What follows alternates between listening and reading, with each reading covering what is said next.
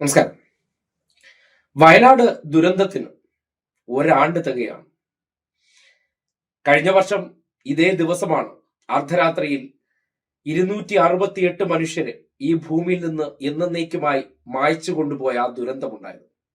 ആ ദുരന്തം കഴിഞ്ഞ് ഒരു വർഷം പിന്നിടുമ്പോൾ അതിൽ നിന്ന് ഇരയായി മാറിയ മനുഷ്യരെ കരകയറ്റാനുള്ള പരിശ്രമത്തിലാണ് ഒരു സർക്കാർ സംവിധാനം. ആ സംവിധാനം പരിശ്രമിക്കുമ്പോൾ പോലും അതിനെ എങ്ങനെയൊക്കെ ജനങ്ങളുടെ ഇടയിൽ തെറ്റിദ്ധാരണ ഉണ്ടാക്കാൻ പറ്റുമോ, സ്വന്തം കഴിവുകേടുകൾ കൊണ്ട് ചെയ്യാൻ പറ്റാത്ത കാര്യങ്ങൾ മുഴുവൻ ഒരു സംവിധാനം ചെയ്യാൻ പരിശ്രമിച്ചുകൊണ്ട്, അതായത് ആ ജനങ്ങൾക്ക് കൊടുത്ത വാഗ്ദാനങ്ങൾ അത് പാലിക്കാനുള്ള പരിശ്രമം നടത്തിക്കൊണ്ടിരിക്കുമ്പോൾ അതിനെയെല്ലാം കുറെ മാധ്യമങ്ങളെയും കൂടി കൂട്ടുപിടിച്ചുകൊണ്ട് കുപ്രചരണങ്ങൾ, പച്ച നുണകൾ അവരെ പറഞ്ഞ് ആശങ്കയിലാഴ്ത്തുന്നുണ്ട്, ഭീഷണിപ്പെടുത്തുകയാണ്. യാഥാർത്ഥ്യം എന്താണ്?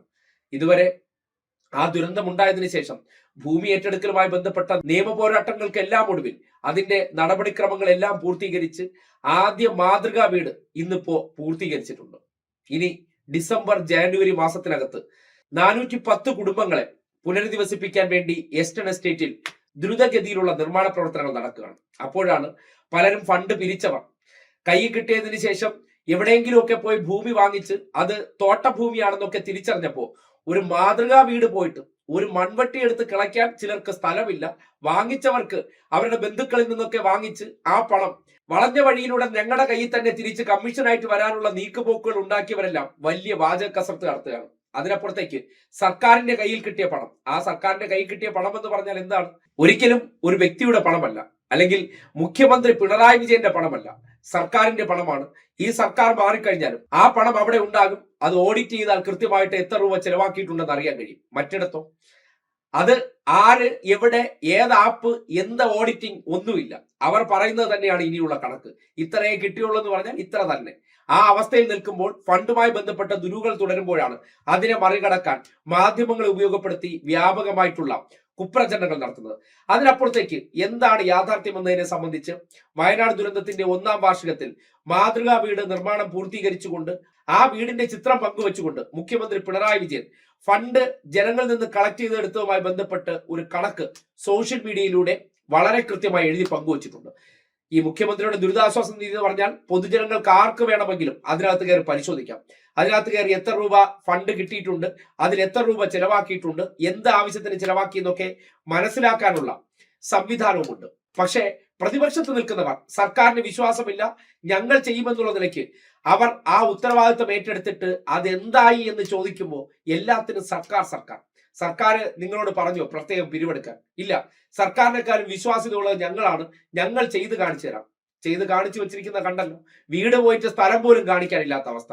ആ നിലയ്ക്ക് നോക്കുമ്പോൾ നിങ്ങൾ മനസ്സിലാക്കേണ്ടത്, പറഞ്ഞ കാര്യത്തിലേക്ക് എത്തിപ്പെടാനായിട്ട് വലിയ നിയമ പോരാട്ടം, ആ ഭൂമി ഏറ്റെടുക്കുന്നതുമായി ബന്ധപ്പെട്ട് എന്തെല്ലാം പ്രശ്നങ്ങൾ അതിജീവിച്ചു ഇതുവരെ എത്തി. അതിൽ വൈകലുണ്ടെന്ന് നിങ്ങൾക്ക് ആക്ഷേപമുണ്ടെങ്കിൽ അതുപോലും കേൾക്കാൻ തയ്യാറാണ്. പക്ഷേ നിർമ്മാണ പ്രവർത്തനം തുടങ്ങിയിട്ടുണ്ട്. ഇന്നലെ വരെ ഏത് വിഷയത്തിൽ വാക്ക് പറഞ്ഞിട്ടുണ്ടോ അത് പാലിച്ചിട്ടുണ്ടെങ്കിൽ ഈ വിഷയത്തിൽ നടപ്പാക്കുമെന്നുള്ള കാര്യത്തിൽ ഒരു സംശയവും വേണ്ട. അവിടെയാണ് മുഖ്യമന്ത്രിയുടെ ഇന്നത്തെ ഫേസ്ബുക്ക് പോസ്റ്റ് വളരെ നിർണായകമാകുന്നത്. അത് നിങ്ങൾ കേട്ടിരിക്കണം. പലരും കുറച്ച് ദീർഘമാണെങ്കിൽ പോലും വായിക്കാൻ ബുദ്ധിമുട്ടുള്ളവരുണ്ട്, അവർ കൂടി കേൾക്കാൻ വേണ്ടിയാണ്. സ്വാഭാവികമായിട്ട് ഒരു 5-10 മിനിറ്റ് നിങ്ങൾ വെയിറ്റ് ചെയ്ത് കഴിഞ്ഞാൽ എന്താണ് കാര്യമെന്ന് നിങ്ങൾക്ക് കേൾക്കാൻ കഴിയും. അത് കേട്ടതിന് ശേഷം ലോകത്തെ ഏതൊരു സംവിധാനത്തെയും നിങ്ങളെ സഹായിക്കാൻ നിൽക്കുന്നുണ്ടെങ്കിൽ അവർ സഹായിക്കാൻ വേണ്ടി ഇടപെടൽ നടത്തുന്നുണ്ടോ, ആ ഇടപെടൽ നോക്കിക്കണ്ടതിന് ശേഷം കുറച്ച് സമയമെങ്കിലും അവർക്ക് നിങ്ങൾക്ക് വേണ്ടി പ്രവർത്തിക്കാനുള്ള അവസരം കൊടുക്കണം.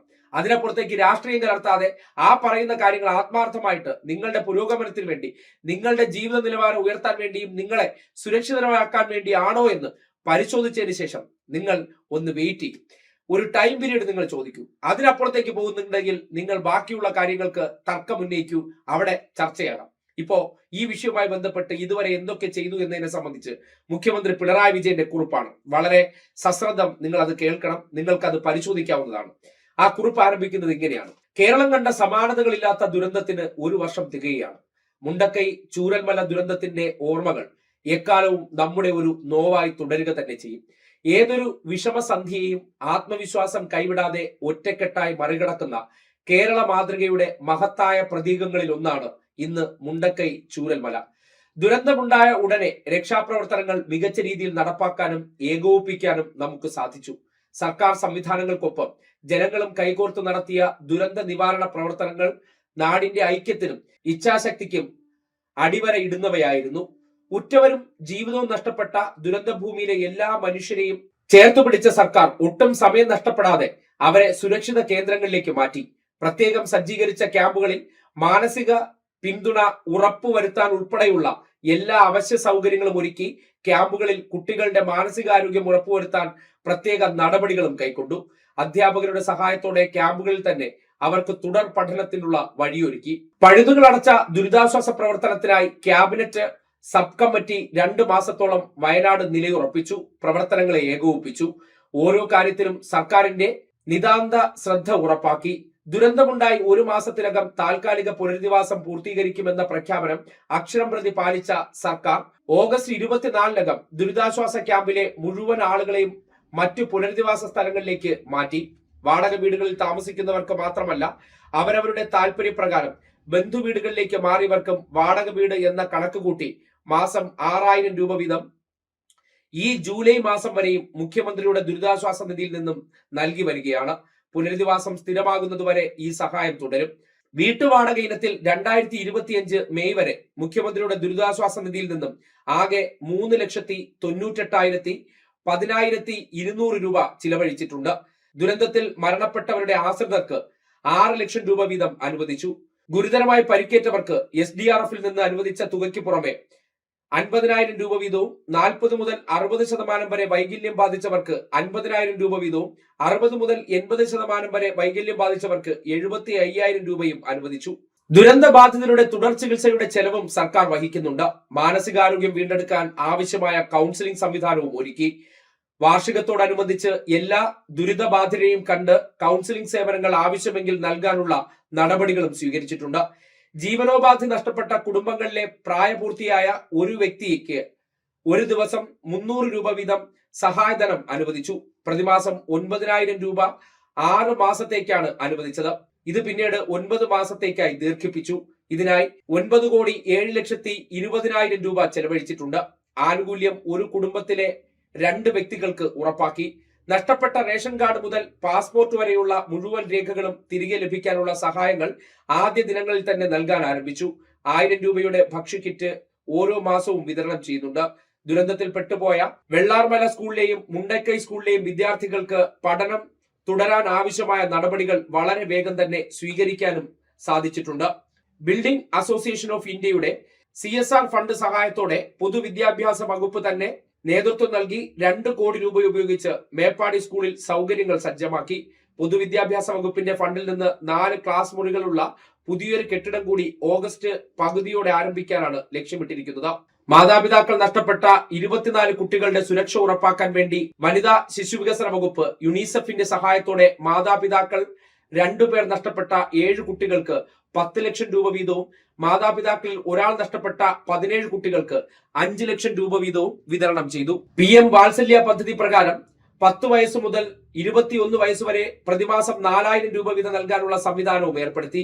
വിവിധ CSR ഫണ്ടുകളിലൂടെ 3 ലക്ഷം രൂപ 24 കുട്ടികൾക്കും വിതരണം ചെയ്യാനുള്ള നടപടികൾ സ്വീകരിച്ചു. ഇപ്പോൾ പുനരധിവാസത്തിനുള്ള ടൗൺഷിപ്പിന്റെ നിർമ്മാണം നടക്കുകയാണ്. പല വെല്ലുവിളികളും നേരിട്ടാണ് അതിനാവശ്യമായ ഭൂമി സർക്കാർ ഏറ്റെടുത്തത്. അവിടെ എല്ലാ സൗകര്യങ്ങളോടും കൂടിയാണ് മാതൃകാ ടൗൺഷിപ്പ് സജ്ജമാകുന്നത്. ടൗൺഷിപ്പ് പദ്ധതിയിൽ 410 റെസിഡൻഷ്യൽ യൂണിറ്റുകൾ, പൊതു കെട്ടിടങ്ങൾ, റോഡുകൾ, ജലവിതരണം, മലിനജല സംവിധാനങ്ങൾ, വൈദ്യുതി, മറ്റ് അടിസ്ഥാന സൗകര്യങ്ങൾ, ലാൻഡ്സ്കേപ്പിംഗ്, സൈറ്റ് വികസനം എന്നിവയാണ് ഉൾപ്പെടുത്തിയിട്ടുള്ളത്. 2025 മെയ് 29 പ്രീ പ്രോജക്ട് ചെലവായി കണക്കാക്കിയിട്ടുള്ള 40,03,778 രൂപ കരാർ കമ്പനിയായ ഊരാളുങ്കൽ ലേബർ കോൺട്രാക്ട് സൊസൈറ്റിക്ക് അനുവദിക്കാൻ ഉത്തരവായി.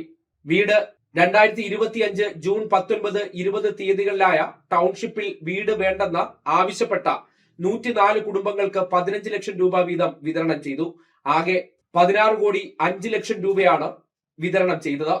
പുനരധിവാസ പട്ടികയിൽ ആകെയുള്ള 402 ഗുണഭോക്താക്കളിൽ നിന്ന് 107 പേരാണ് വീടിന് പകരം 15 ലക്ഷം രൂപ മതി എന്ന് അറിയിച്ചിരുന്നത്.